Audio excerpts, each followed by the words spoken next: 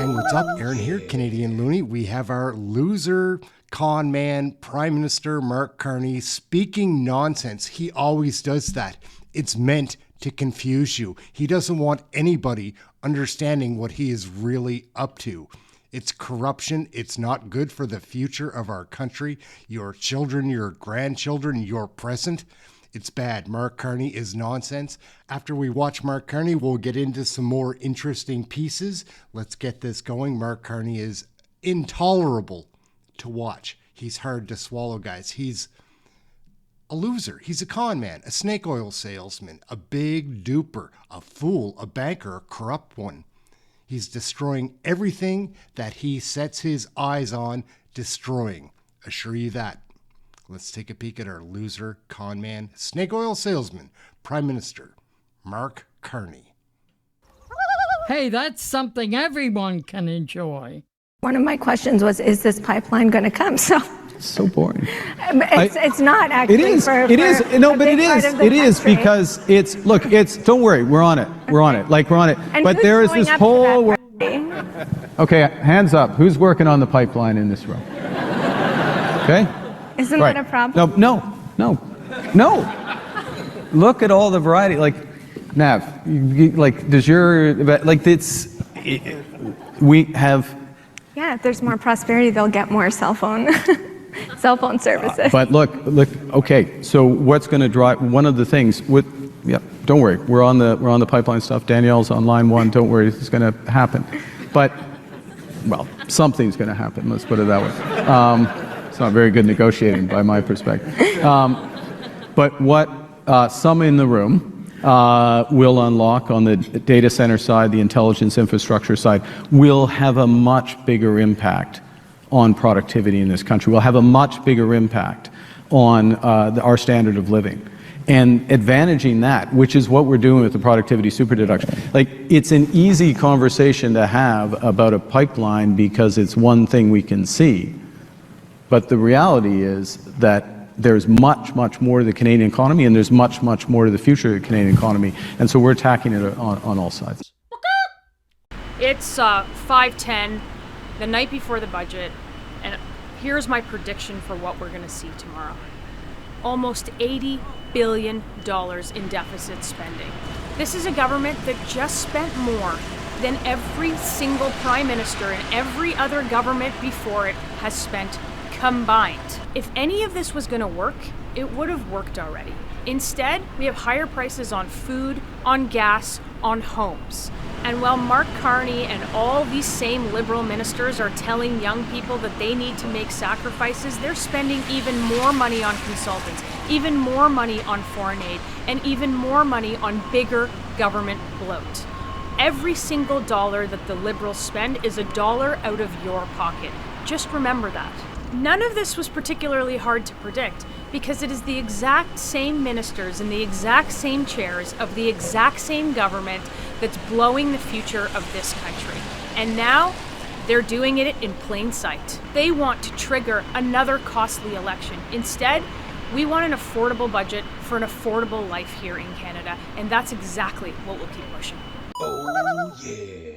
All right, guys, we're going to hop over to a committee investigation with Michael Cooper. He's questioning Sam Cooper, who's a very capable journalist. A lot will be exposed about Carney's carnage and his corrupt corporation, Brookfield. He's hiding taxes. It's ridiculous. Why wouldn't the Prime Minister pay his taxes? Come on. Mr. Chair, Mr. Cooper, I want to ask you some questions about Brookfield, given your investigative journalism on Brookfield.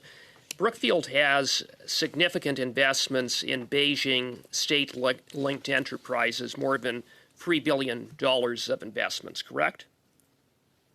Correct. And during his tenure as chair of Brookfield, Mark Carney played a significant role in expanding Brookfield's footprint in the PRC, correct? Recalling my research, his work into, I believe it was green power businesses with connections to China was an expansion, yes. Was involved in the refinancing in 2019 in relation to Shanghai commercial real estate worth billions.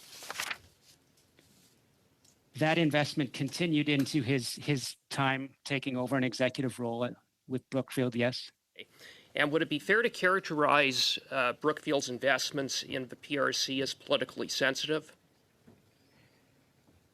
In my view, as an expert on China's United Front system, as I said before, the nature of that real estate investment and the other parties involved, I do believe it would very much touch on the Chinese Communist Party's control. And so would it be accurate to say that the Beijing-based communist regime has a significant amount of leverage over Brookfield with respect to its investments, and that if Brookfield wants to make a return on its investments, it would be very much in Brookfield's interest to maintain a good relationship with the Beijing-based communist regime? I think that would be fair, wouldn't it? At a basic level, I do think it's fair that international business persons, even of the type of Michael Bloomberg, have been recognized to take into consideration the Communist Party's wishes, yes. We have a prime minister who has significant financial interests tied to Brookfield, worth millions, and we have Brookfield in turn being deeply intertwined with a communist regime based in Beijing. On a broad level, shouldn't that concern Canadians? Vis-a-vis the Prime Minister in fulfilling his duty to put Canada's interests first when his private financial interests in Brookfield are deep, which in turn is deeply intertwined with the PRC. In fairness, I think business analysts would say it's almost impossible for international business persons to not be doing business with Chinese state entities in some ways. But I do think it's fair to say if a company has a very strong balance towards businesses in China, such as the real estate investment or the green investments I've talked about, Canadians should be aware of that, definitely. And Mark Carney, as recently as October of 2024, while he was advising the Prime Minister Justin Trudeau as his economic advisor, went over to Beijing, met with, in secret meetings, among others, the deputy governor of Beijing's central bank, and 2 weeks later secures a $250 million loan from Brookfield. Not anyone can just do that, can they? Unless they have significant ties with the regime at the highest levels. There's no question. I noted the timeline of that visit to China and the deal, securing funding from the Bank of China. It's not to say that there's a definite tie there, but the timing is interesting and I think relevant. And I just want to ask you about Brookfield's real estate investments. You referenced an individual who is connected to the Chinese People's Political Consultative Conference, which the CIA has identified as a United Front entity. That individual is Vincent Lo, correct? That's correct. And Vincent Lo served as Brookfield's primary real estate partner, or one of their primary partners in the region, right? To my recollection, he was a key partner on that development. And Lo would have played that role during the time that Carney was chair of Brookfield, involved in real estate in the PRC, right? If the structure of the deal continues, which I believe so, that would be the case. Okay. Oh, yeah. All right, gang, we're going to slip out to British Columbia now to check on how the ostriches are doing. This is atrocious. This one breaks my heart. I don't understand what is going on. Picking on these poor birds? Come on. This is a day the owners of Universal Ostrich Farm in Edgewood hoped would never come. Their flock of 300-plus birds is gone. Shots that they've done. After the Canadian Food Inspection Agency brought in trained marksmen to cull the ostriches Thursday evening. All night, our animals were put into a kill box of hay bales, traumatized.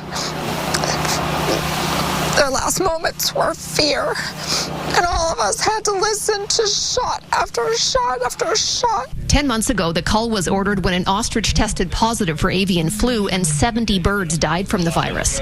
The farm's owners insisted the surviving animals had herd immunity that could be used for research, but the CFIA asserted the ostriches could still carry avian flu. And on Thursday, the Supreme Court declined to hear the owner's appeal. We would have paid for the testing. The FDA and the NIH offered to pay for the testing. The Trump administration offered. The owners are outraged at how the cull was carried out. Canadian Food Inspection Agency brought war to our farm. They didn't bring death by dignity or respect of life. Last night they brought war. In a statement, the agency said, after consulting with experts experienced in managing ostrich disease outbreaks, the CFIA concluded the most appropriate and humane option was to use professional marksmen in a controlled on-farm setting. All depopulation activities were concluded under CFIA veterinary supervision. They would have been bouncing off each other in fear and in pain, dropping to their knees, tripping over one another. There was no hope for them. RCMP remained on scene Friday at the request of the CFIA as the cleanup continued. When certain things like this happen, there's going to be a lot of emotion, a lot of passion. So that simply comes out through words a lot of the time. In this particular case, we're continuing our investigation with a number of threats towards CFIA agents as well as their contractors. Having lost a 10-month battle to keep their flock alive, the farm's owners who garnered worldwide support aren't sure how to move on. Number one, it's going to be protecting my family from heartache and pain and the loss of livelihoods. Right now, they don't plan on replacing the ostriches. Animals, they say, were like family. Shannon Patterson, CTV News. Oh, yeah. I personally find it very confusing how any liberal voter, I'm sure you're naive, it's okay to be duped. I've been duped. I voted for Trudeau in 2015, believe it or not. So it was a big mistake. I wasn't watching or paying attention then, but I have been paying very close attention since 2023. And let me tell you, these guys don't care about your future. They want your money in their pockets, your future, your kids' future, your grandchildren's futures in their pockets. See what they're doing to Canada with immigration. See what they're doing with housing. Check out what they're doing with our health care. What is better than it was in 2015? Absolutely nothing. It's confusing to me. On a lighter note, my name's Aaron. This is Canadian Loony. I work very hard at this channel, and believe me, I'm not a conservative. I will be voting that way. It seems to be the only way to get out from underneath this liberal conspiracy to destroy our way of being. And if you think I don't want to admit that I was fooled or that I was raised liberal, so I'm still a liberal, change it up, because they have no plans for your future except lining their pockets with your tax dollars, laundering that money, spending it in other places so Mark Carney, Justin Trudeau, all these hack bullshit ministers can get richer on your coin under the guise of being incompetent or negligent. It's not that.